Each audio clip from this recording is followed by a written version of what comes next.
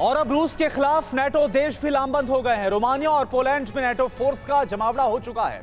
अमेरिकी वायुसेना का स्ट्रेटो टैंकर भी उड़ा रहे हैं। नेटो देश रूस को चक्रव्यूह में फंसाने की पूरी तैयारी में है, तो रूस के तेवर भी और भी ज्यादा सख्त हो गए हैं।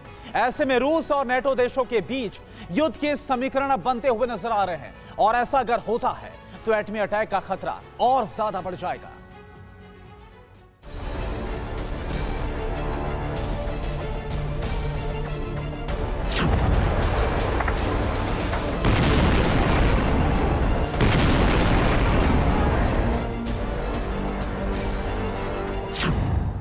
अगर एटम बम फटा तो वॉशिंगटन तबाह हो जाएगा। अगर परमाणु बम का प्रहार हुआ तो लंदन तहस नहस हो जाएगा। अगर न्यूक्लियर हथियार से वार हुआ तो मॉस्को भी मिट जाएगा। जिस शहर पर यह महाविनाशक बम गिरेगा वहां बड़े बड़े मकानों के वजूद खत्म हो जाएंगे।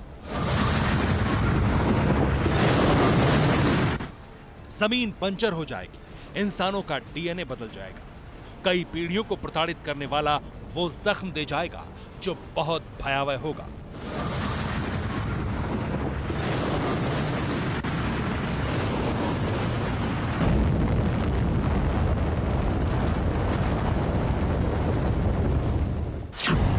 डराने वाली बात यह है कि कुछ ऐसी ही आशंकाएं आकार ले रही हैं। यूक्रेन और रूस के बीच युद्ध के बहाने दुनिया कमोबेश उसी तरफ बढ़ रही है, क्योंकि रूस को घेरने के लिए नाटो देश एक्टिव हो चुके हैं।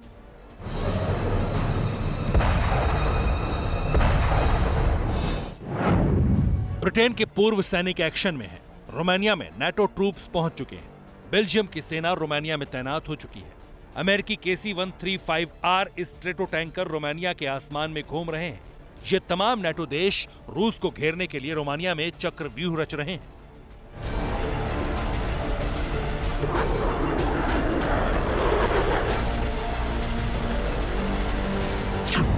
और ये संकेत दे रहे हैं कि रूस बनाम नाटो देशों के बीच भीषण युद्ध की पटकथा लिखी जा चुकी है। रूस के आधिपत्य वाले काला सागर के किनारे बसा रोमानिया नाटो का अहम सदस्य है। वहीं पर तमाम नाटो देश जमा हो रहे हैं।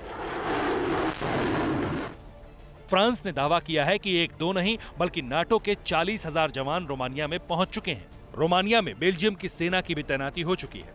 बेल्जियम के करीब 100 सैन्य ट्रक और दूसरी गाड़ियां रोमानिया पहुंच चुकी हैं, और ये किसी भी एक्शन के लिए पूरी तरह से तैयार है।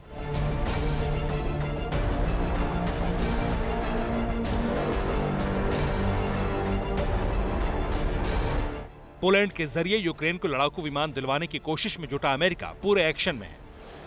अमेरिकी वायुसेना के KC-135R स्ट्रो टैंकर रोमानिया के ऊपर घूम रहे हैं, तो वहीं सैन्य उपकरण के साथ अमेरिकी पोत लिबर्टी पैशन पहुंच चुका है।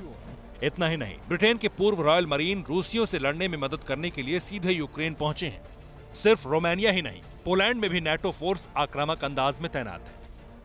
ये तस्वीर हम आपको देखिए, ये जो एयरपोर्ट बेस है जहां पर इस वक्त आप देखिए हरे रंग के कपड़ों से ढके जो मिलिट्री का साजो सामान, यहाँ पर तमाम तरह के टेंट मिलिट्री के यहाँ पर दिखते हैं, जो बताता है कि आप समझिए नेटो फोर्सेस की मौजूदगी के निशान यहाँ पर साफ दिख रहे हैं।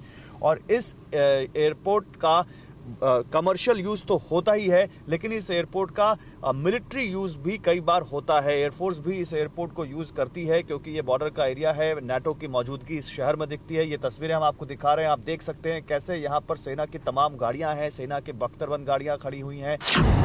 जैसे जैसे युद्ध लंबा खिंचता जा रहा है, वैसे वैसे नाटो देश खुलकर यूक्रेन के बहाने रूस के खिलाफ लामबंद हो रहे हैं। पहले परोक्ष रूप से हथियार देकर यूक्रेन का समर्थन कर रहे थे, और अब रूस को घेरने के लिए पूरी तरह से एक्टिव हो चुके हैं। इतना ही नहीं, नाटो कभी भी यूक्रेन की सदस्यता आवेदन को मंजूरी देकर अपना हिस्सा बना सकता है।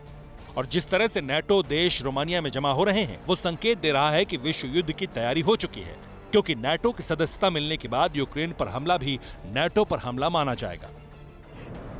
दूसरी तरफ रूस की भी तैयारी पूरी और पक्की है। प्रेसिडेंट पुतिन खुद लकीर खींच चुके हैं। रोमानिया में नाटो देशों के जमावड़े के बीच फिर से रूस ने धमकी दी है, अगर यूक्रेन को हथियारों की मदद नहीं रोकी गई तो स्थिति बहुत विनाशक होगी।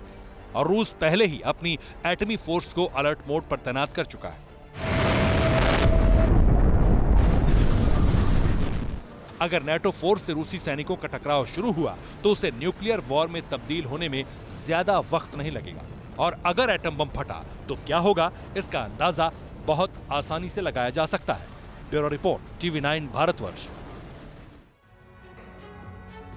परवाह देश की, सोमवार से शुक्रवार रात 10 बजे TV9 भारतवर्ष पर।